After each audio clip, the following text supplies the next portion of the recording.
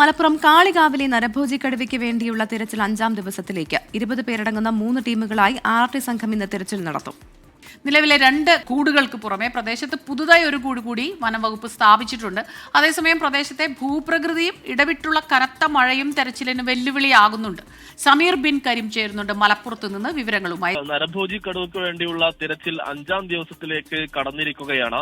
രാവിലെ 7 മണിയോട് കൂടെ തന്നെ ആദ്യ RRT സംഘം ഈ വനത്തിലേക്ക് പുറപ്പെടും. ആദ്യം ഇവിടെ നടത്തുന്ന പരിശോധന എന്നുള്ളത് നേരത്തെ സ്ഥാപിച്ചിരിക്കുന്ന നിരീക്ഷണ ക്യാമറകൾ വിശദമായി പരിശോധിക്കും. ഇതിൽ കടുവയുമായി ബന്ധപ്പെട്ടുള്ള ദൃശ്യങ്ങളുണ്ടോ എന്നുള്ളതാണ് പ്രധാനമായും പരിശോധിക്കുക.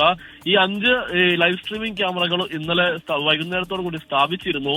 ഇതുമായി ബന്ധപ്പെട്ടും വളരെ കൃത്യമായ നിരീക്ഷണം നടന്നു വരികയാണ്.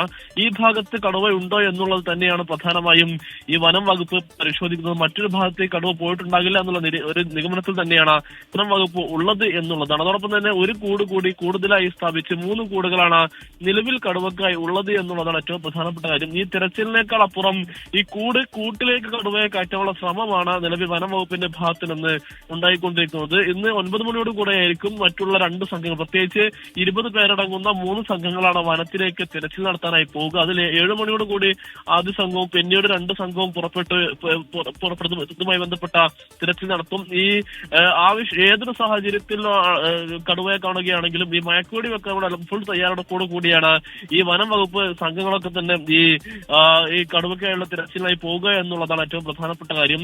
ഈ പ്രദേശത്തെ ഭൂപ്രകൃതി വളരെ പ്രയാസമാണ്. അതുകൊണ്ട് തന്നെ ഈ കുങ്കിയാനകളെ ഈ തുടക്കത്തിൽ തന്നെ ഉപയോഗിക്കാത്തതും ഈ ഭൂപ്രകൃതിയുമായി ബന്ധപ്പെട്ട പ്രശ്നങ്ങളാണ് എന്നുള്ളതാണ് വനം വകുപ്പ് വ്യക്തമാക്കുന്നത്. അതോടൊപ്പം തന്നെ ഇടവിട്ട് പെയ്യുന്ന മഴയും ഈ തിരച്ചിലിന് ഒരു തടസ്സം സൃഷ്ടിക്കുന്നുണ്ട്. എങ്കിൽ പോലും വനം വകുപ്പ് ഊർജിതമായ ഇടപെടലും തെരച്ചിലുമാണ് എപ്പോഴും നടത്തിക്കൊണ്ടിരിക്കുന്നത്.